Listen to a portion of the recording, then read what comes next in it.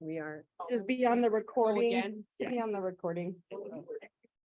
Sorry, right there. You can go ahead and go. Let's keep talking in the middle of the conversation anyway. Hold on. Right, that's right.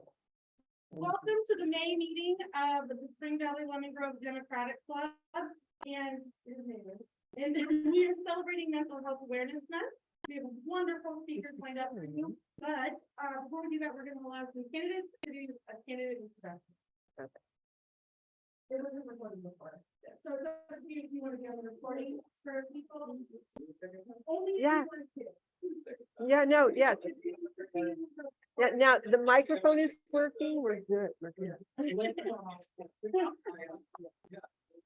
I appreciate everybody's patience. I know. So I'll try this again. Yeah, there's only very few. I'm common parent, vice mayor. A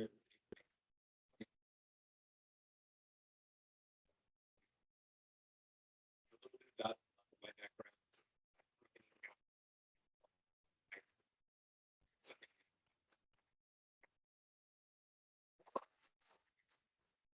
Being like athlete.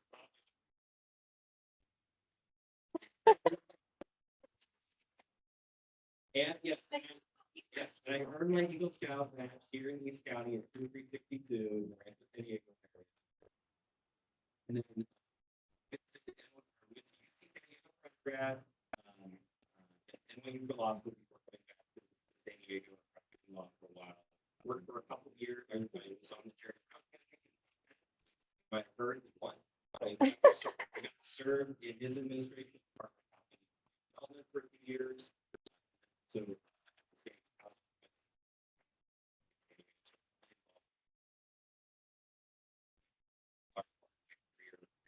work now at Circulate San Diego, nonprofit, advocacy, transit, bike lanes, street safety, also affordable housing. I was elected to city council. Clean, first Democrat. Serving that when elected in La Mesa, very happy to see that after that we're in Weber, got two, get the mayor change his party, get reelected. Now we have a strong Democratic. Very proud. Continuing our work so in the county council of Mesa, we've been just around the first set of work for years.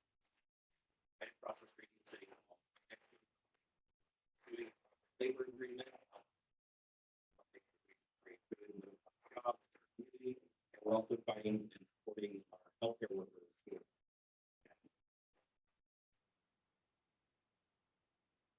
City. So I'm looking forward to giving those kinds of policy ideas in the legislature. For a place where I have some experience with things like that.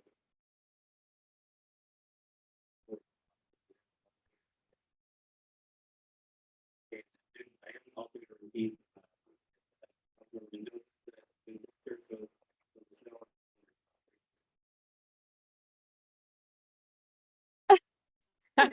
Okay, thanks very much.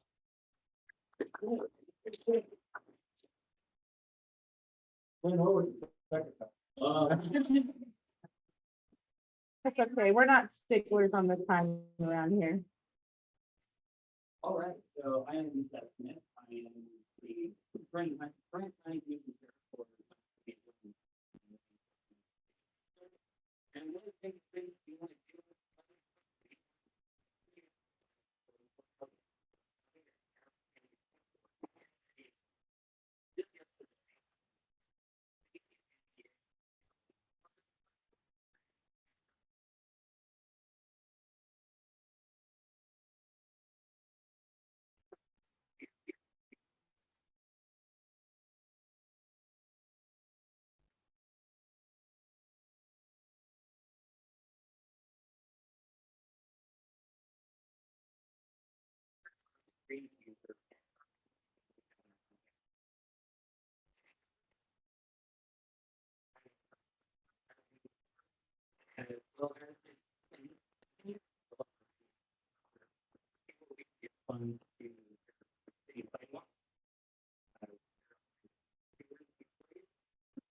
And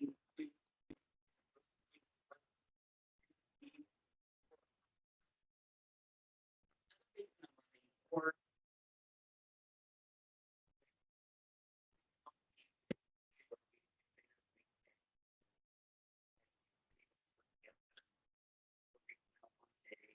Thursday morning, or where you actually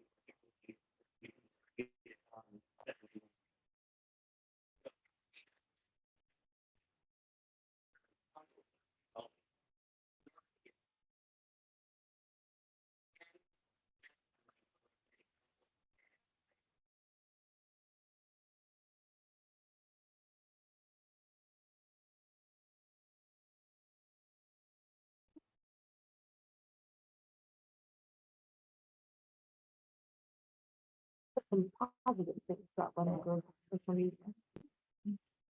Go ahead, I'm sorry.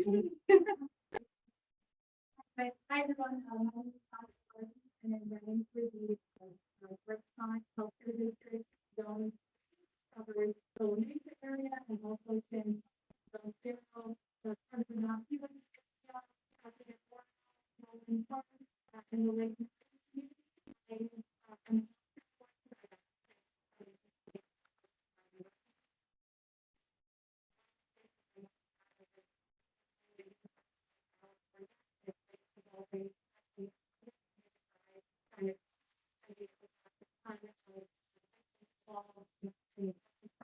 And a lot of them ultimately were to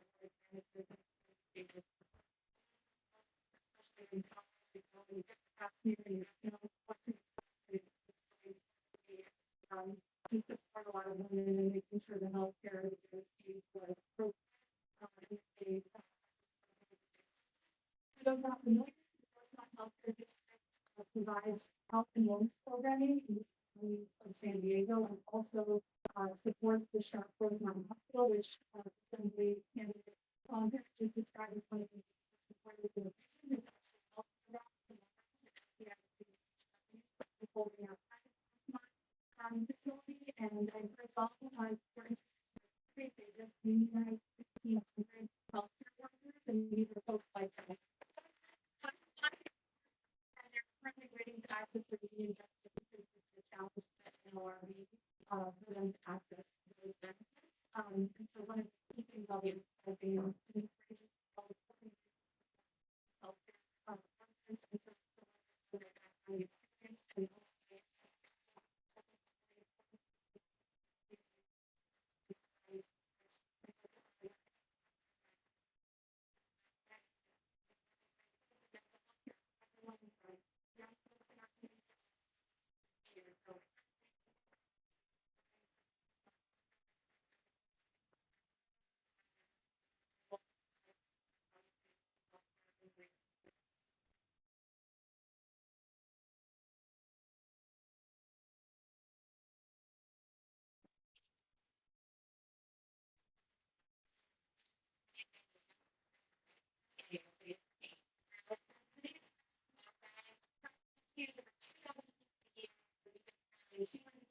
and and we're writing on the law every single day. This office is critically important to making sure that San Diego is safe and to making sure that we're protecting the environment, taxpayer dollars, and our community. I moved to San Diego about 20 years ago. I for law school and I never left. I fell in love with this community. I bring my daughter here every Mother's Day to all the mothers and mother figures in the room this weekend. So I think that was and I was part of the city, and I think it's critically important that San Diego city attorney who has experience and will lead with our values. And she got me. When pandemic hit, I worked a lot. I asked people again with money to make sure they were evicted, even though they couldn't go to work. When the job situation hit, I worked closely with the city council to make sure that our citizens could still have the abortion. And the work that I've done has provided thousands of affordable housing units throughout our city, and I'm really proud of the work that we do. I believe that we face a lot of challenges in the city, and we need some leaders to see those, and I'm very excited for it. I am honored to be supported by Councilmember Mendoza, and you might wonder why are you in the city of San Diego out here in Lemon Grove? Why should we care? I would say that the city of San Diego, unfortunately, gets sued all the time. And if we make that case law in the city, it affects our entire region. And so it does have a very regional impact for better or for worse. So we just think it's a really important topic to make sure we have a strong lawyer leading so that we can keep our region on the right side of the law and keep things. Thanks so much. Thank you. Okay, what? I apologize, George. So quiet. You are definitely a candidate. She handed it to me and I just. We're not trying to exclude you. No, sir. Is this on? Yeah, it is. Yes, it It's going to the Zoom though. That's everybody here can hear us. Oh, okay. Yeah, it's good to be included. I apologize. Yeah, I'm George Gaskell. I'm actually one of the founders of this club. And I'm running for another term on the city council. Running together with Seth Smith, and I think that's a good package deal for the voters. They can get someone who's been on the council a lot, and they can get someone who's new to the council. So I think, that Seth does have quite a bit of planning.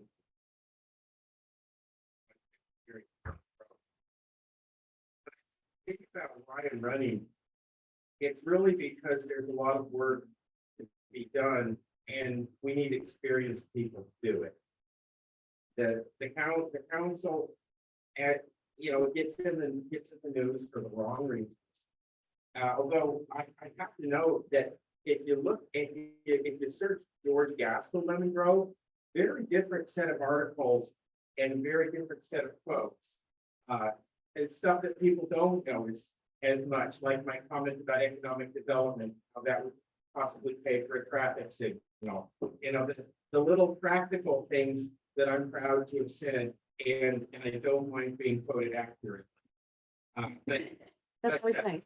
Yeah, if you search for Lemon Grove, you'll find all kinds of nonsense and disturbing things. But if you search for George Gaskell Lemon Grove, you find some really good important work that's getting done.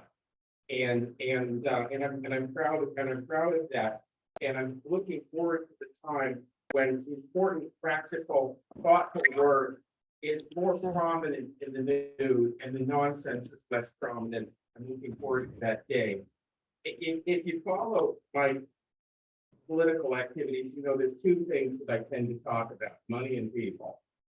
And budget has been a concern. I was on a school board that had 2 budget crises. I was on a city council that had a budget crisis, and I'm very conscious of the budget, and it's something that I put a lot of time and energy into. But I think we all learned within the past couple of years that no matter how much money you have, you can't get anything done if you don't have the people. And the biggest challenge in Lemon Grove lately has actually been staff. And one of the ways we've saved money is people quit, we can't replace them. And that's not the way I want to balance the budget. Yeah. Okay, we've made so much progress on balancing the budget. Well, if I cut my hand off, would you compliment me on losing weight? Probably not. You see my point. It's great to save money, but I'd rather spend money on people that are important work. And so we need to treat our staff better, and we need to recognize the accomplishments that we make, special people we have that are making them, and we need to make sure our budget reflects our values and it reflects our hopes as well as our profit. And there really isn't much more I want to say except that Seth and I are excited about running together. We're excited about getting your support. We're excited about getting a tax vendor passed in the city that will help pay for the things that we want to do. And we're excited about a new team, not entirely new, Seth would be new, the rest of us be continuing, but a new team in the sense that when we make certain improvements, we're going to see a dynamic, exciting council, perhaps even better than the ones I've seen. So thank you for being such a wonderful audience, and thank you. Look forward to getting yours.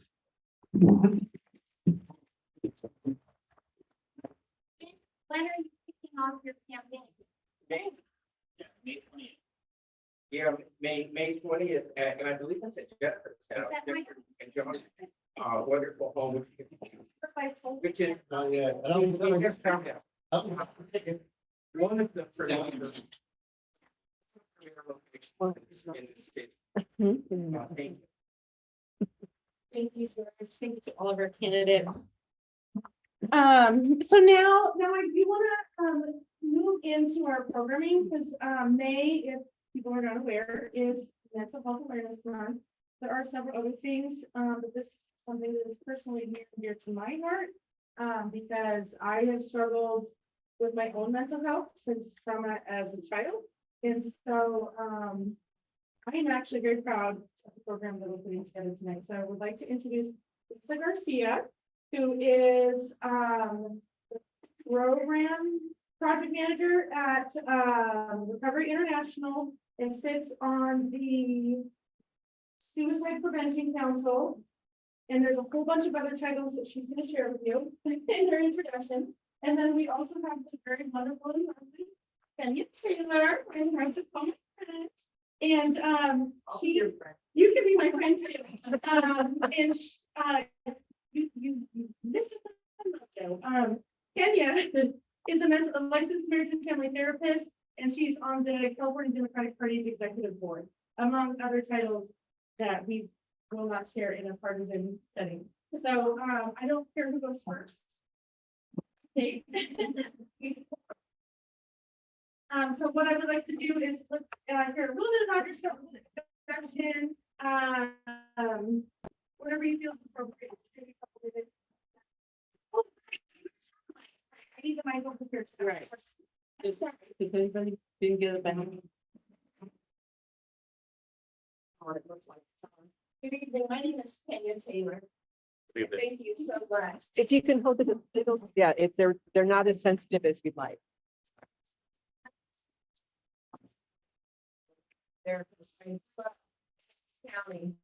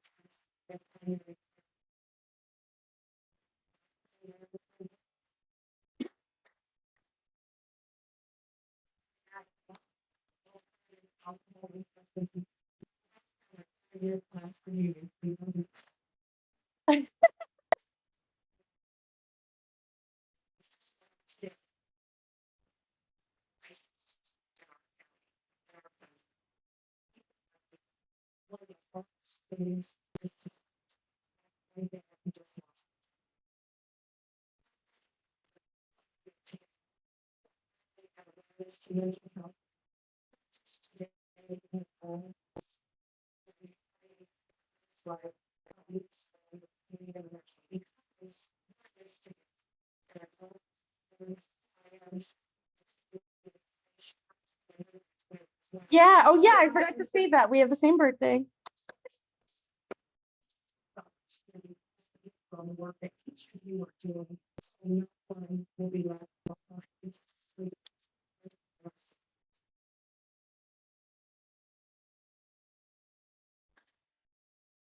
Yeah, it doesn't sound like with a regular mic. It's so that it goes, feeds into the Zoom. I think so. Yep, yeah. They should be able to. My name is Garcia, and I am the project manager for Recovery International. And came to recovery because I was lived experience. I tried to hurt myself, and I tell my story with genuine pride that you can get well. There are no hopeless cases. You might feel helpless, but there are no cases. I'm lucky that a professional like Kendra told me about recovery international. I wasn't an alcoholic and I wasn't a drug addict, but I had a lot of anger about the symptoms of that, of moving to San Diego. I'm a Valley girl. I'll say this live on camera. I'm a Dodger fan. I'm from the Valley. I'm a Valley girl.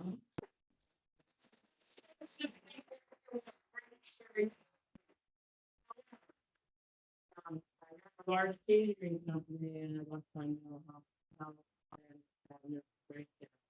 25 years ago, I couldn't get off the couch. I didn't take a shower. My younger son had to live with his father because I couldn't take care of myself, so I couldn't take care of him. When I found Recovery International, it gave me hope because of a lot of fears that other people that suffer too. I've been lucky. I don't know if all of you saw the article in the News Review. Came out a couple weeks ago. You want a copy of that? I'll make sure to send it to you. They followed me for 3 days. It was a long 3 days, but it's a lot of fun. Being to be brave enough to tell your story. It takes courage to get well.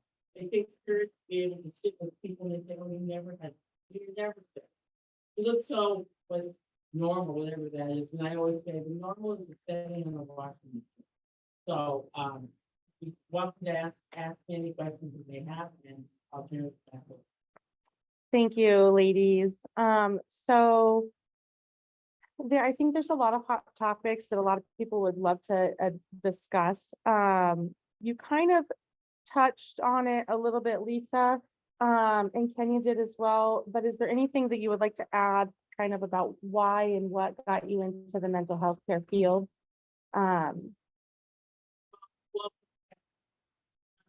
Wasn't that I was drawn to, I kind of think it was drawn to me because after I was hospitalized and a professional told me about recovery, I saw the professional plan and added them.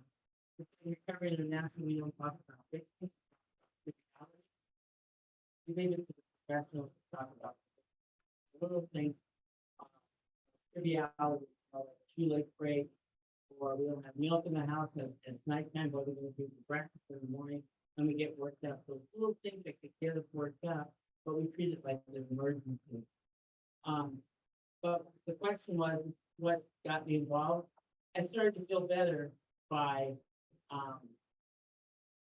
sharing my story, you know, and I was really good at being interviewed, but I'm really good at being. I was an advocate by coming from a family that believed in politics and making a difference, and that's what I do. So that's how it turned out. Thank you.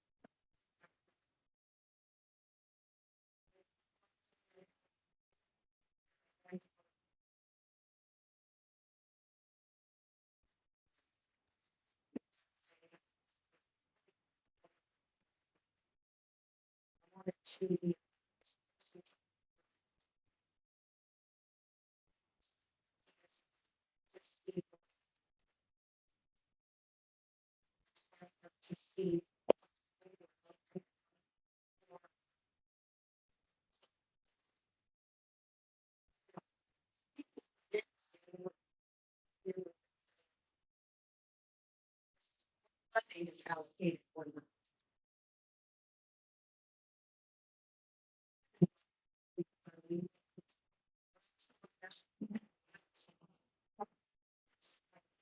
How do you know? And you spirit and what is so we have a special education. It's for-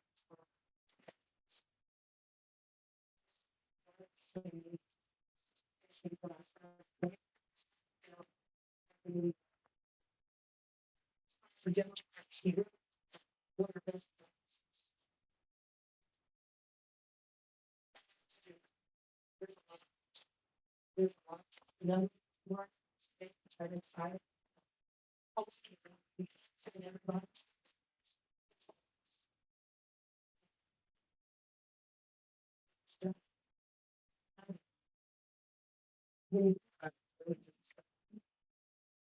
A lot. I say this because of foster cases, homelessness, illness, it impacts it. Also, because the news that way. When I became my kids are 26 years old. After getting off and everything. When it's so much freedom. But we're counting out. Or it's not.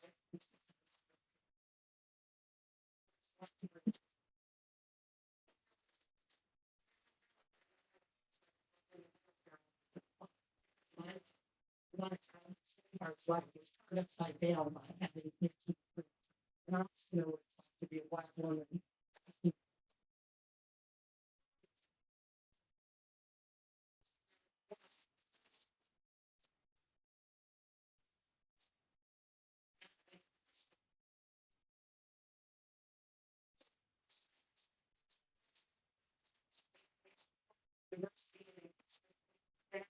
It's all the same.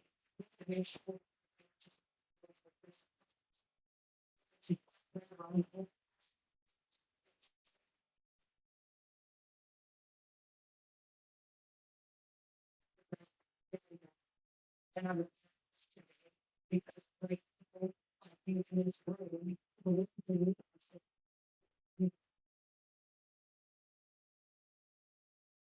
That, yeah, that was.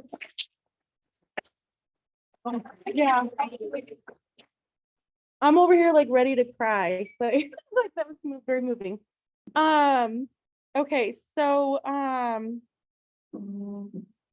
well, there was a couple things that were prompted by things you just said. So let me at least address one of them.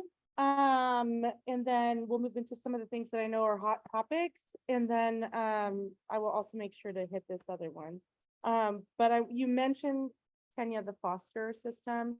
And I know that there are multiple people in this room with varying experiences in the foster care system, both being either in the system or having had children from the system in their homes,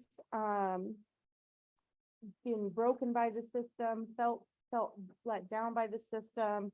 I think that people can very,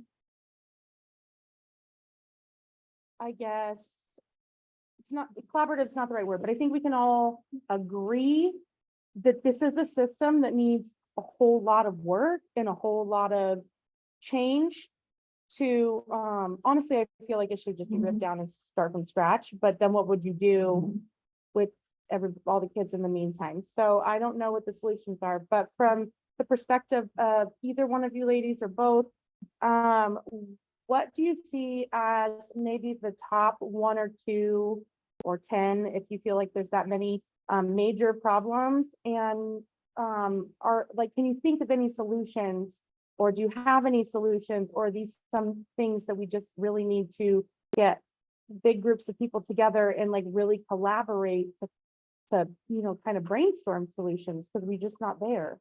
You know, because I was on disability, and I had a problem and no longer on disability. My son turned 18 before he also went to college. And he played sports with Colin. He played sports. No, yeah, he played sports. He's 6'5", played volleyball. but he's a sports psychologist now. But anyway, what I was gonna say is that, they took that social security away when he went to college. Like, his room was still there, even though he was somewhere else. So even though he wasn't in the foster care, they automatically, I was still considered disabled. That 18-year-old that doesn't have a chance needs to be taken care of. They're called the K population, transitional age youth. They need to be cared for. Education's gonna help them, food is gonna help them, housing's gonna help them. Why do we stop at 18? You know, I think very, very scary.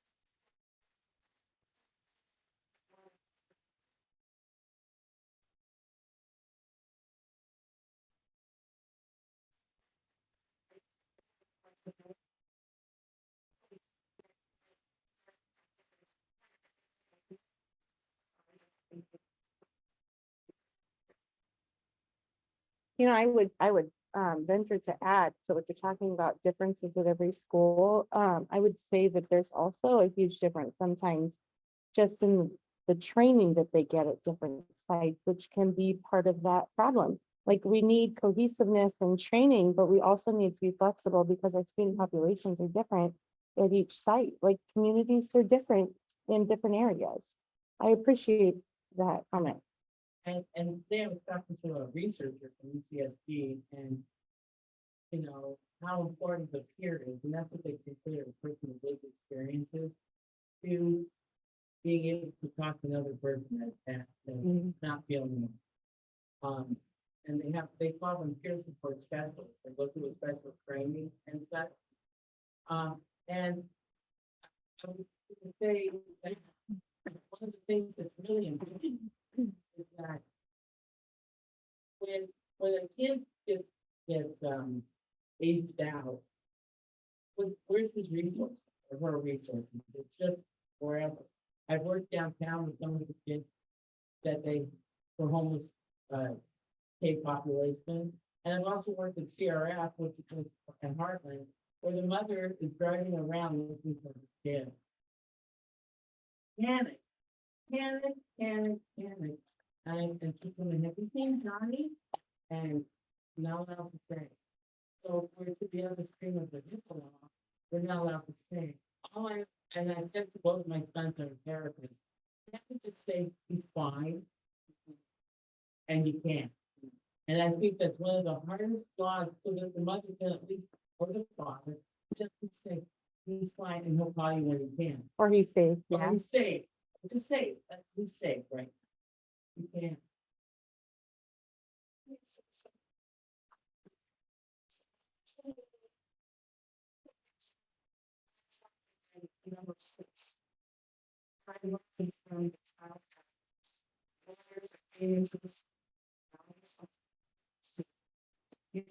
Figure out how to work. Continue forward from here.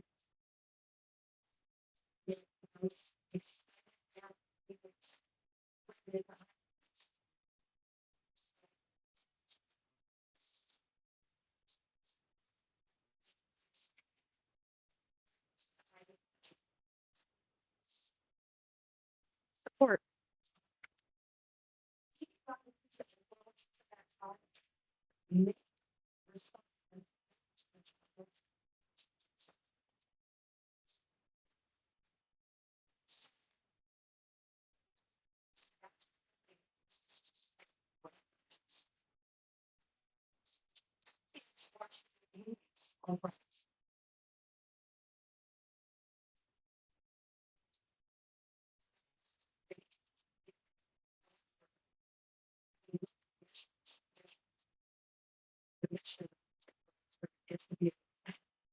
Are we prepared?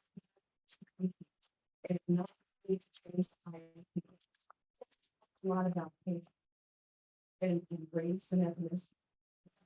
A lot of my education, families, work to draw any additional attention. A lot of work I've done in our rural communities. That kind of no one knows what we need to make it a safe place to stay. Mutual peace is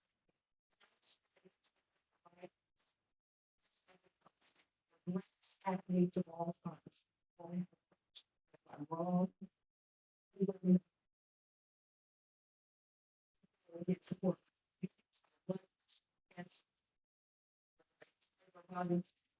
need to make the Democratic Party a safe place to say, I'm gonna focus on. So we don't always have to focus on everything, but we're gonna focus on the values, you know, and not or people or bully people. I love that. I know. Go ahead, you have anything else? To Listen.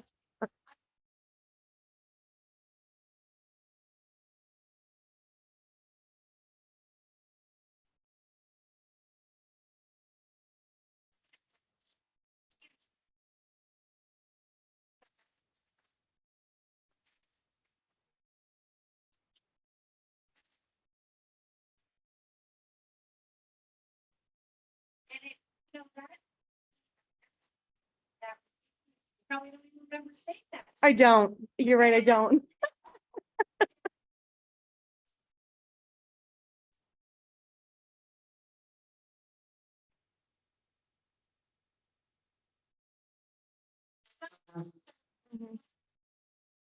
Oh, well, what's wrong with you? Yeah.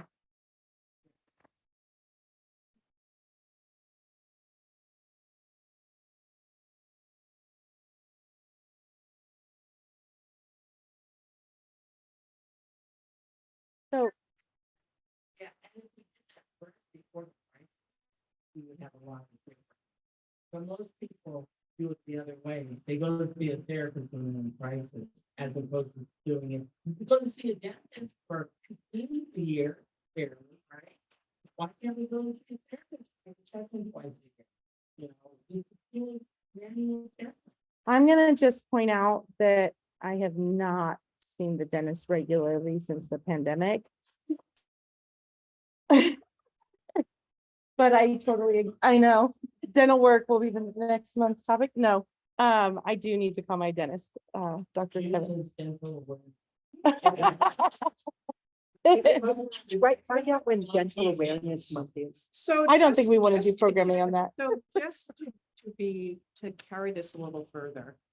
Dental health I know it's really super important. affects your entire body.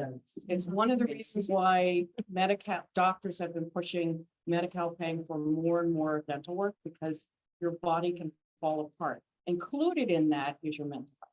And Cheryl's calling Dr. Kevin tomorrow. It's an all-encompassing. I know it is. I'm sure you know that. Your dental anxiety. My sister does, and we make things basically.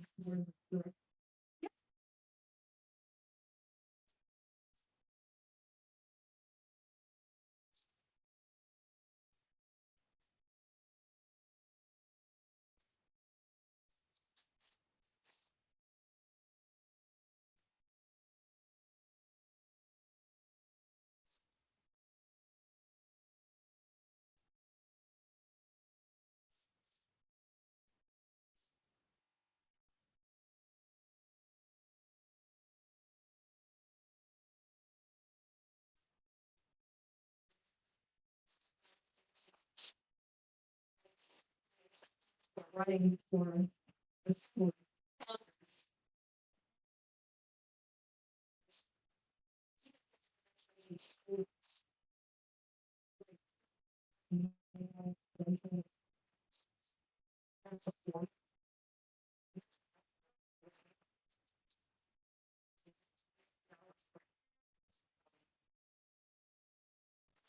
On social media, I talk a lot about self-care and wellness, and I'm super serious about what I'm talking about. I'm very it's part of music.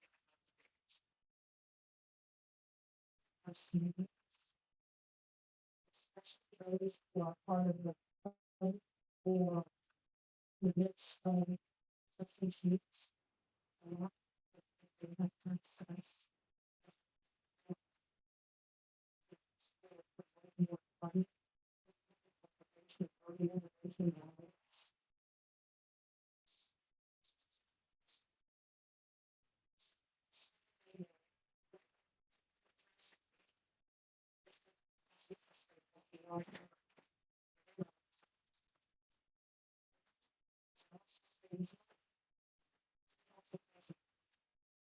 You ladies are literally answering just back and forth half the questions that I have on my sheet. So yeah, Can you talk about peer support? What that is, because you started it and I don't think it's an important. So peer support is, people with lived experience. So there's a complete movement throughout, throughout the world. But they can make it cut. I just want to make sure that we know people that are running. We used to have 2 clubhouses in San Diego, and they cut many of the clubhouses to, I think we're down to 8. And the clubhouses were a favor for people with lived experience to go and maybe get a meal for $1.50, learn how to answer the phone, call the work order day. Maybe they work in the thrift store, maybe they work in the kitchen. However, what happens is that they cut that, then they don't have a place to go, and that's where the homelessness, or they don't have a place to be, and that's one place where peers go to be together, and not isolated. They have to, peer support is also in case a lot of understanding each other. You know, that you non-judgment, where you won't judge somebody that has something on their road or something in the road.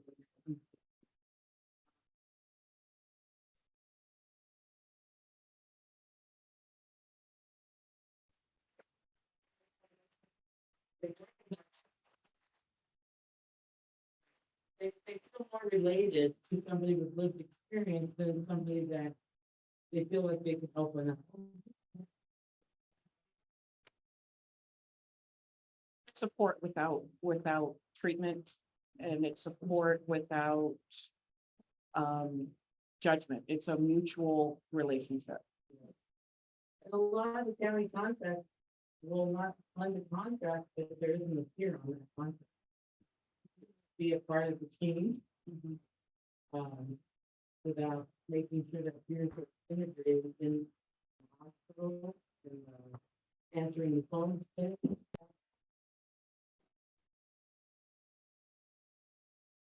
else have any questions?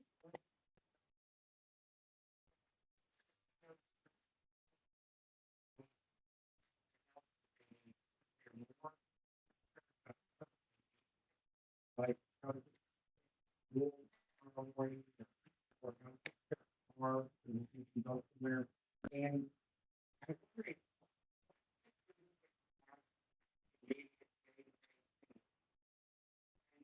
Playing people and I think for the main because folks are just dealing with things day to day, and it's hard to get someone focused on some long-term change.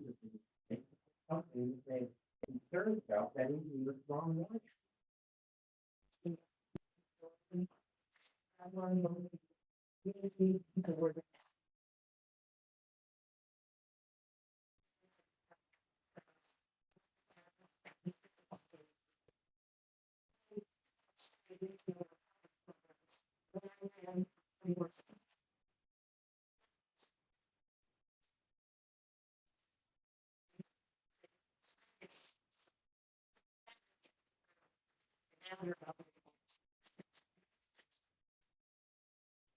Providers who are willing to work hours and over.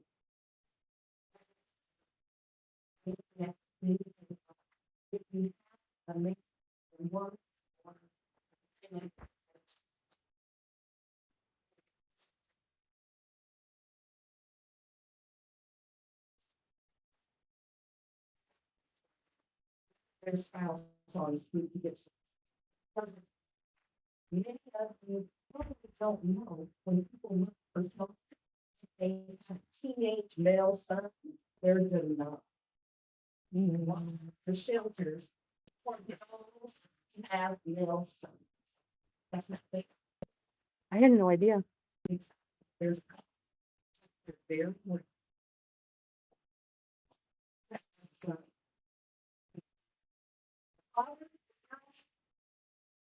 they deny or they may say, oh, it's an impossible.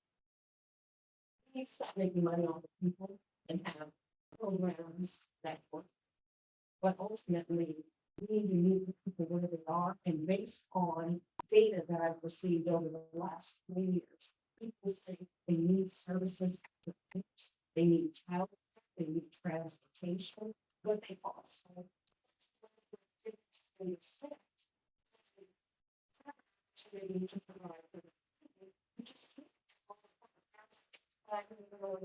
especially when we think about our unemployed or our sprayed now. Women grow resources, and if you are one to make that prevention, talk about, if you have that account, you don't follow.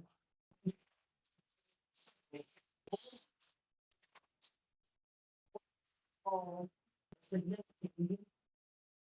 It's not oh, just an adjustment.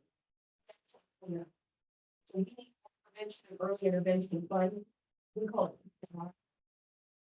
the early intervention funding, so that people can get services or access immediately.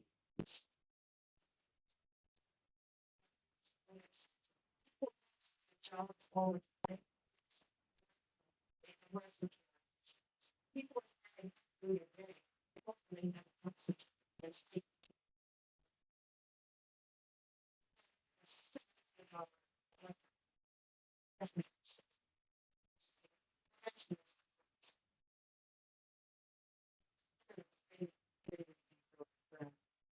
What comes first?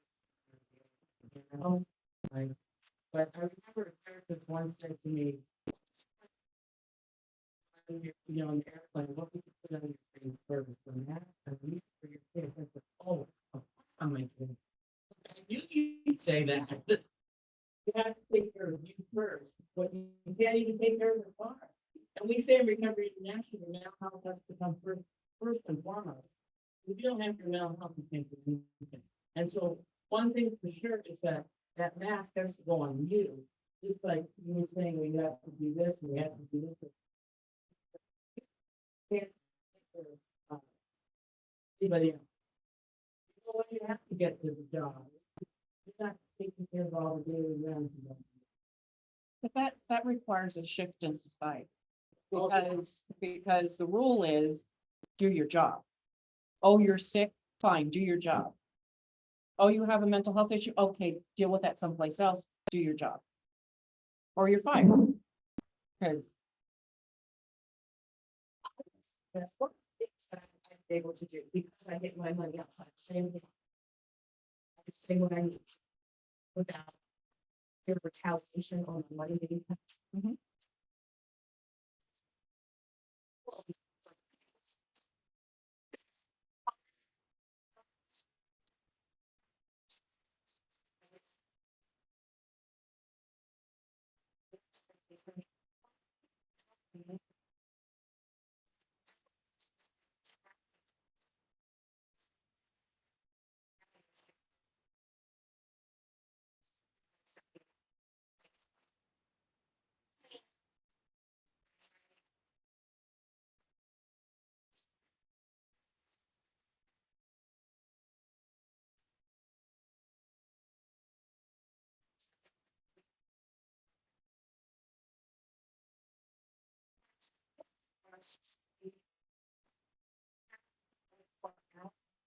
And about the services and supports. We're part of the nonprofit is to collect data on the community members that you're serving. If you don't find, no.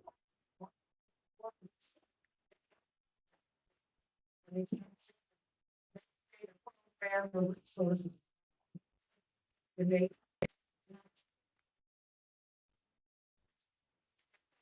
And we have the county program. And they added in it.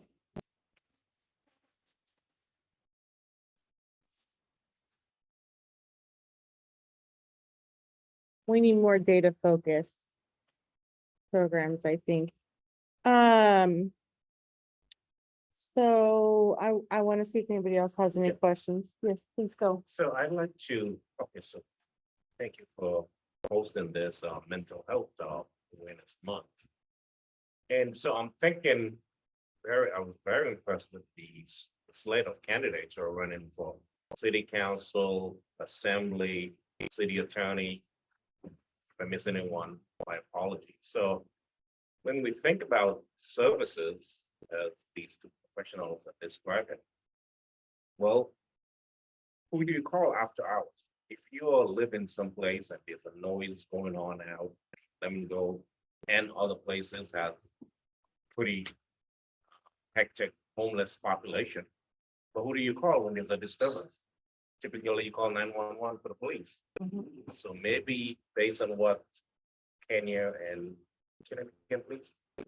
Yes, Lisa. Lisa is saying, maybe the elected officials need to get with the policymakers to shift resources. So it's not just police, ambulance, fire who are available 24/7. And then more therapists, therapeutic services are available around the clock. Luckily, Mhm. I'll just share with you, you can call 988, which is the access line, I didn't know that. somebody that needs help. And the access price is on. I could get that number as well. It's really important that, 724, 7/24/7/24/7. I get my phone on, so it wouldn't ring. But I'll give it to you, and there's 7 days a week, 24 hours a day. 365, and there's that can handle that question, but there's many commercials on TV, but if you don't have the TV, how would you see that commercial?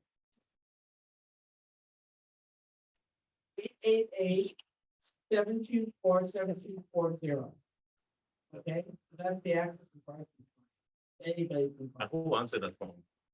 There's therapists, yeah, there's therapists that are on call 24 hours.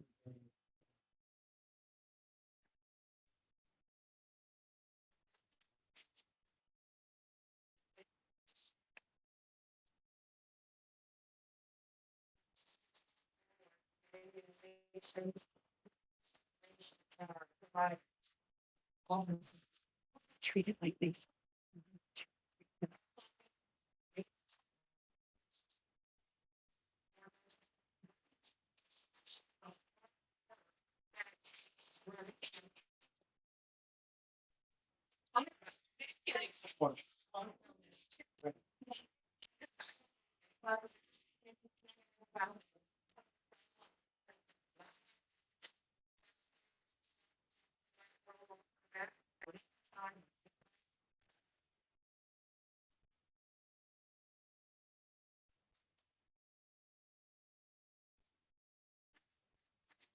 We all do. We all do.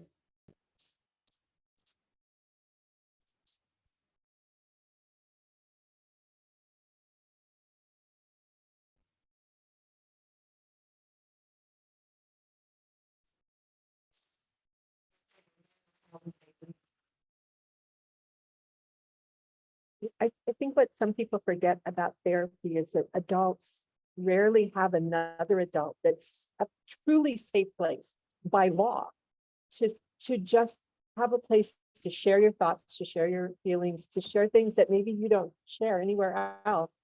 And have another adult say, that's normal, you're okay, you can do this, you can keep going. That is a treasured place. And if that's all you need it for, and you don't need any more, it's still worth every penny you spend for it.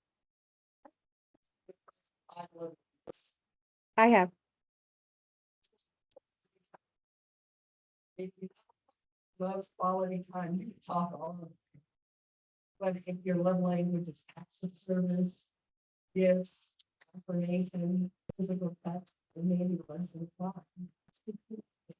For those who don't believe in that, heard of Myers-Briggs, 16%.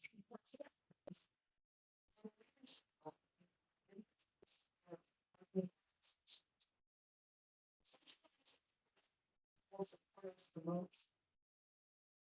But always to get a conversation. As a marriage family therapist. And one of the things as we are interacting with the Democrats and working with and giving, just hurting the whole county. People don't always realize the importance of our body language and tone. Those nonverbal things, I've seen so much more to people. It's just an opportunity to speak. Well, I mean, intentional to increase wellness in the rest of the So, in regards to that, I know LaMesa did a mental health awareness meeting last week as well, which I wasn't aware of when we planned this one, so that was kind of fun, but we're duplicating. Okay. Share all about the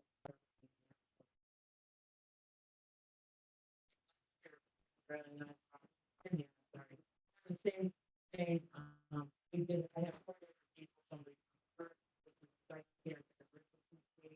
Another therapist. We all kind of shared what we did, but this time we wanted only what recovery and something. And so I just take time to give us in the back, if I can do that. Yeah, can I just real quick piggyback on something Kenya said real quick? So you were mentioning how like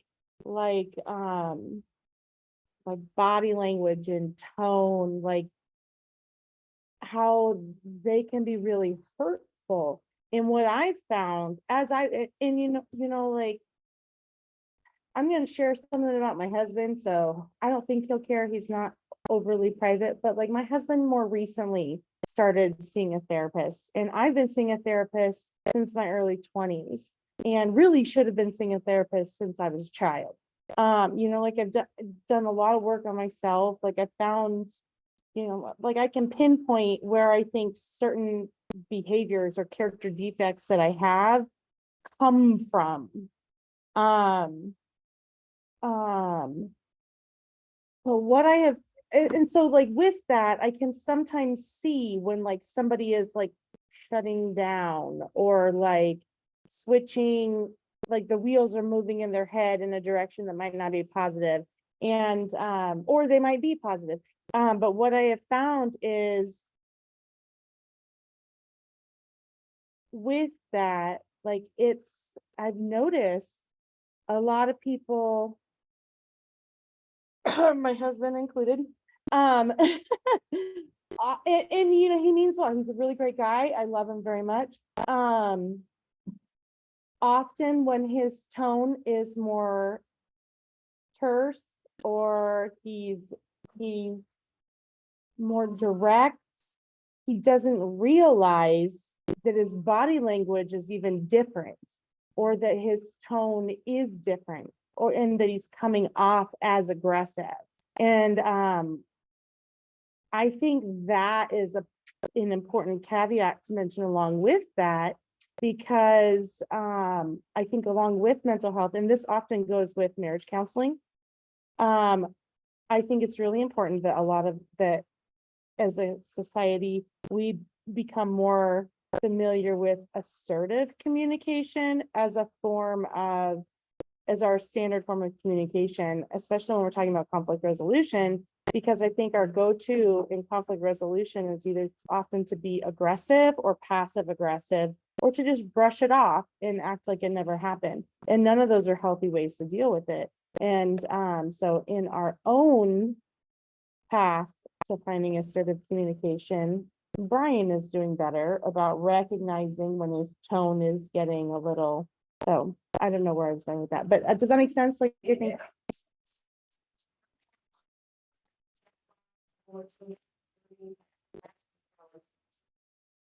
My voice is very loud. I'm from this meditation. But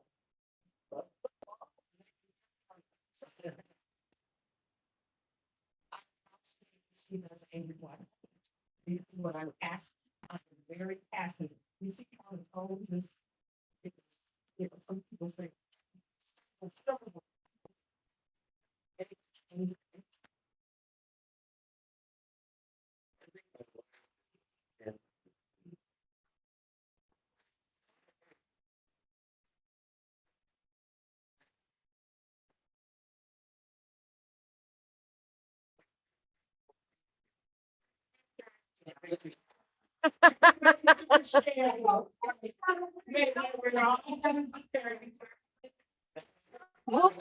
Anything damning.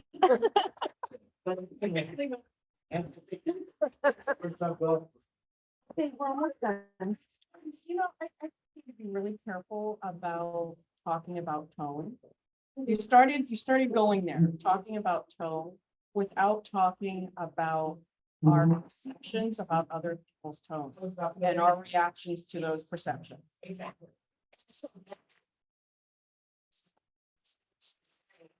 Not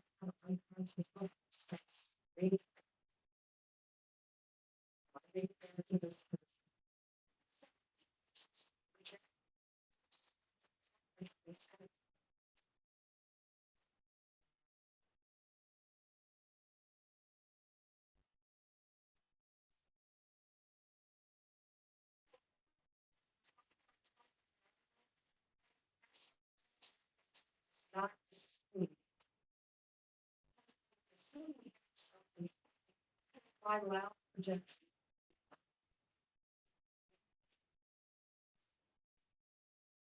It's a November 6th.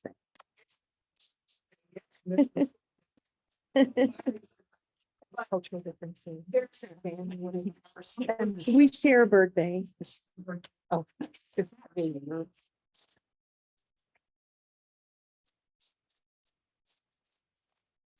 politicians, whether we're working on campaign, whether we're reaching to vote. For us to check in with whether we're working with to make sure that we have the because sometimes when people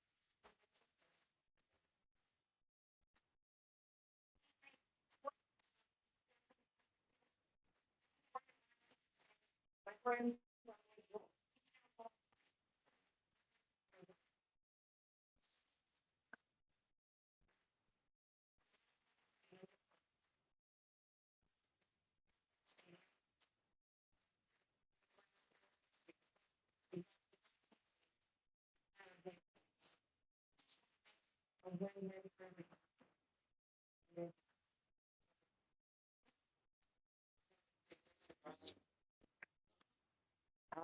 So, we do have to, I'm sad because there was a couple other questions that I really wanted to get to, but, I know you really wanted an opportunity to share your program a little bit more. And we have, just a few more minutes before we need to start cleaning up. And then if we have a couple minutes, I'll get the question that I think would be very important for Kenya to answer. So, it's not bad. Yeah. So I put, thing that we use for power your mind, so we want. It's for, page about 24, so if anybody wants any information about that. I'm just gonna tell you what's in there and what we do, so this is a main brochure, we work with the veterans, so. There's my card, and what to expect at a meeting. The difference between 12 steps and Recovery International. This is good reading material, okay? And I want to make sure we get all the questions that you want. Okay? And then why we only deal with triviality. But if you open your bag and go to the page that looks like this. Anybody wants to take something out of the bag and look at this? It's called endorse. I wanted to just explain what it was, one of the concepts that Dr. Lowe came up with. So Recovery International wasn't started, it wasn't a made-up group, we're 85 years young. And you'll see people in our meetings tapping themselves on their shoulders, so we don't wait for somebody to say, good job, Lisa. We know we have to do it from within. It's self-leadership. So I want everybody here to take a minute for coming to the Democratic Club today, sharing. You know, and the first time I saw that in me, I thought, oh, yeah, that's gonna work. It does, because it's a mental pat on the back. And there she is, a little picture of her, so that's that. Everything's here, there's a little catchphrases from his writing. I have books, if you want to see any of his books that he wrote. We don't make anything up. I lead a meeting on Mondays. I'm gonna be leaving this Friday, if anybody, we have a welcome meeting on Tuesday and Wednesday. If you want one in Spanish, we are starting a welcome meeting in Spanish as well. That's great. Yeah. That's really good. So one of the, yeah, like somebody say that is like on Fridays is a real meeting, but we're gonna have a welcome meeting on next Monday. But we don't take the place of therapists and consultants. We only deal with triviality. Those little things that really get us upset, and I want to make sure that I leave enough time. But I'll be here if you want to ask me another question. Well, and I would say, because my therapist has, there's been times where like my anxiety is flaring up and there's really no good reason. And it's really that everything's going okay. When's the next shoe gonna drop kind of a thing? And it is those little things that get you. And I've worked with my therapist on and used some of those. And she knows my therapist. That's actually who introduced me to her. But anyways, they're really great. So the one thing that I really wanted to touch on, and you touched on it a little bit, but I know that healthcare in general, there's huge disparities between people of color and people of the BIPOC community versus more I'm going to say privileged cultures. And I'm wondering what we see, what do you see in communities of color? Like, is the stigma different? I think obviously it sounds like the treatment is quite different, which is not surprising to me and also very unfortunate. And we need to do something about that. But what, can you touch just a little bit more on that? I really wanted to give you the opportunity to talk about that if you have things to add.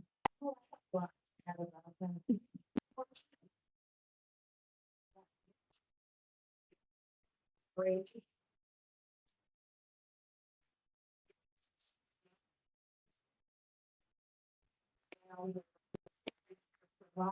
Our invitation for regarding mental health. Behavioral health. Now.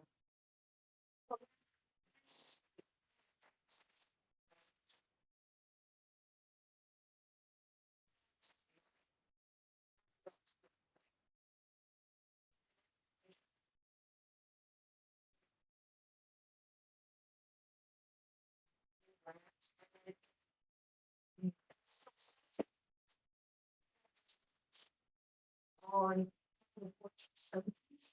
something I've worked with patients for the last 15 years. on. Sometimes medications are cut. Perhaps we're gonna give it to it's cut.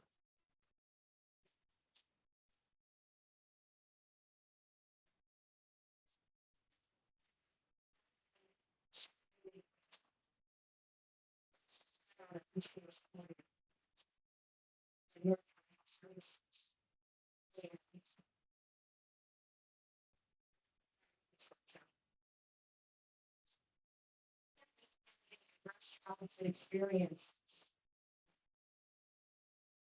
Surveys.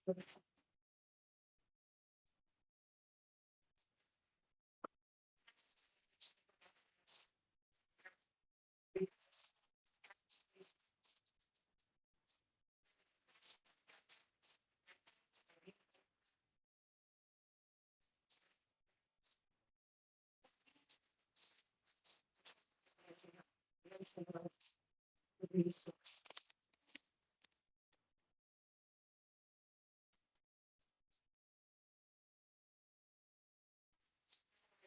Like to go far.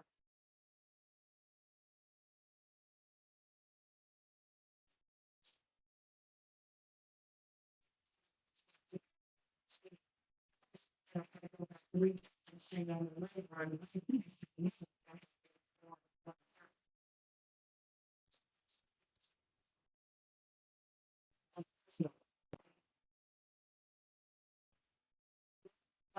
Issues that are going to have more access. They're going to promote wellness in the schools. It's in San Diego, one Park. We just have the little great dots. Communities on it. We come out here to. List the perspective, 29 years old.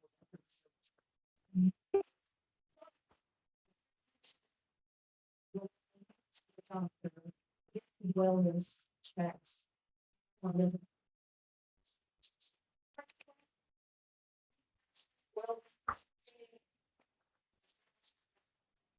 Just need to normalize it. Preventative care. It's not always about me.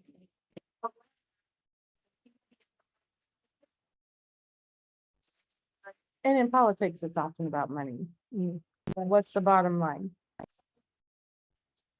And I mean, sometimes it has to, but Or volunteering. Classes. Sometimes we have people that will donate classes for. But I think our party to start talking about resources for wellness and free services. Yeah, it's a place where people can get it. Yeah. If you're 63 and you need to go to the dentist and not 65, you'll get that same benefit. It might need it because you're on disability, you know? So, I mean, you gotta learn to be flexible with that age if you're on, you know. Right. And so, and we have to wrap up Okay, because I'm sorry, I took us over, but I really wanted to touch on that more because I know it's huge and I think it's really important that we talk about the disparities in mental health. Absolutely. Thank you so Um, much. And while we're putting the tables back, because we do need to do that real quick. Raul, yeah, I was gonna say, well, we're gonna work on putting the tables back, but, but this is Raul Campillo. He's running for city council in San Diego, rerunning, and so I'm sure he would like a couple re-election. Yeah, I'm happy to leave the that is correct. That is correct. we Want can me- leave this, leave the camera going and he can speak in. Oh, yeah. You want to speak over here and use that mic because then it'll be on the record. And then we'll just. And then if anybody watches it, they get your spiel. Thank you very much. I need to- Didn't want to take the time, but I-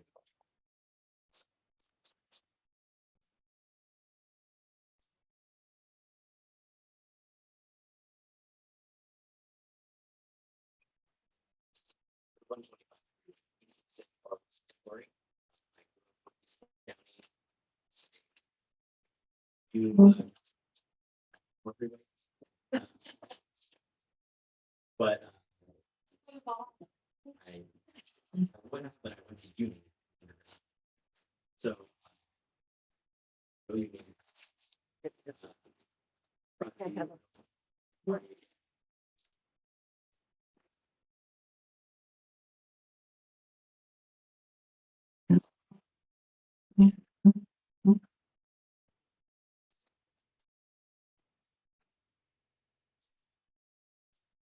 The same thing.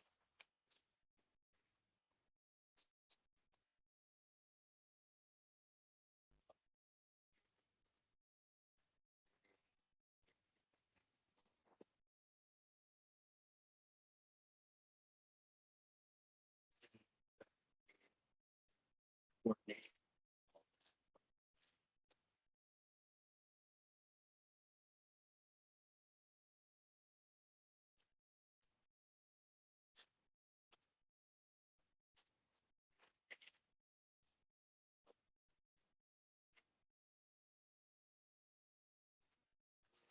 Caused by an accident that led to prescription to opioids, chronic pain, but he also had many mental health issues as well. It all came together. Yeah, but I want to say that folks say and care about this stuff that deeply matters to me and my family and to all my constituents as well. You knock on doors, everybody's facing this. Sheltered, unsheltered, rich, poor, educated, people who don't have a high level of education. Everybody has this.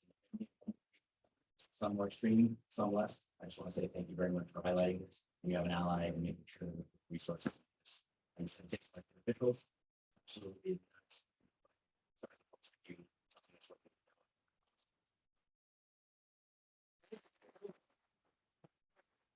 Thank you.